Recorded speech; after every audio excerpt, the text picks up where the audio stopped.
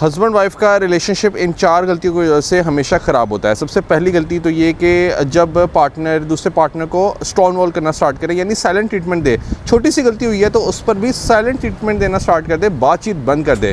दूसरी बड़ी गलती ये कि कमरे को अलहदा कर ले, ये कहे कि भाई मैं तुम्हें अब मज़ीद बर्दाश्त कर ही नहीं सकता, बजाय इसके कि प्रॉब्लम को सॉल्व किया जाए, कमरा तब्दील हो जाता है। तीसरी सबसे बड़ी गलती ये कि पार्टनर उसके बाद भी तुम्हारे पास आए, कहे कि अपनी ईगो को छोड़ दो, बातचीत से तमाम मसले हल हो जाते हैं, मगर फिर भी अपनी ईगो को इम्पोर्टेंट समझना।